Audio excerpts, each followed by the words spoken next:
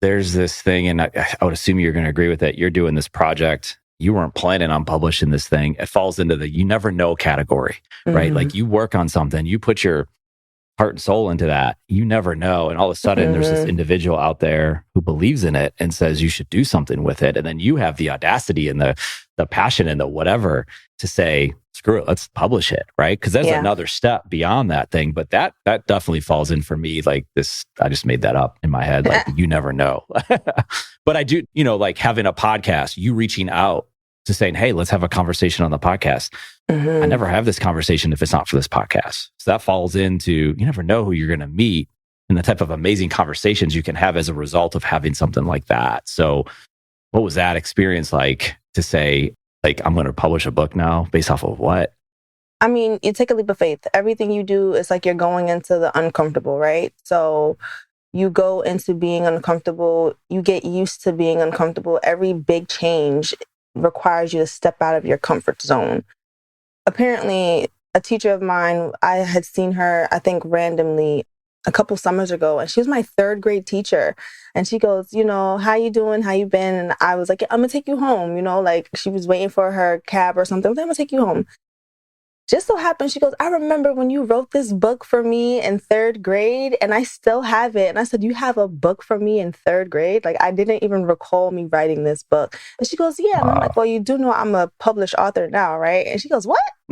Yeah. It's like, wow, that's full circle. So I didn't even know that was something I was doing back then. So to see it come to fruition now as an adult, and then it just sparking all my other creative endeavors. Like, I feel like I'm a person that if I put my mind to it, I'll put it down on paper, it's coming to fruition. So it's the same thing with my daughter. So this is my daughter behind me, right? Yeah. Interesting story. After that book, The Sound of Business, I decided I wanted to write a kid's book too. And I called it I'm a Mini Entrepreneur. That was the series. And the little girl in the book, I had a vision of who she would look like and what she would look like. And I published that book in 2020. And then I ended up getting pregnant, and my daughter came out looking exactly like my character. So it was funny because literally you just never know how these things do and how these things come into play, come into fruition. And it's like, I think when people are just given that vision or people are given that inspiration or that insight, if they act on it, you'll never know what can come from it. And you may just be surprised, like how it could take you down a journey that you never expected, but it can be one of the wildest rides ever and the most fulfilling rides at that too. So yeah, go for it. That's why I want to have a show like this, right? So we can have a conversation. And I think this can be heard by someone at some time. It doesn't have to be tomorrow. It might be in 10 years. I don't know. But I think that what you're saying will resonate. And if it's just with one person, like, I think that's what you're doing, right? Like, you're doing many big things, but if you can get across, I just feel that, right? If you can get across to one person, and maybe it's a kid, and maybe it's a 13-year-old that's just like trying to figure some stuff out, and they hear you and they're like, yeah, I got this, or whatever that might be. And they might not know it at that moment, right? It's not like that epiphany we were talking about before, but it's cumulative, right?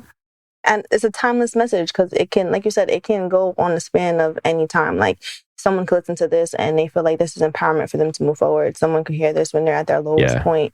A kid can hear this and be like, oh my gosh, mom, I want to write a book. Or, oh my gosh, mom, I want to, do a lemonade stand. You never know. It's all just from hearing and listening. But I mean, I feel like I always say I don't want to influence, I want to inspire.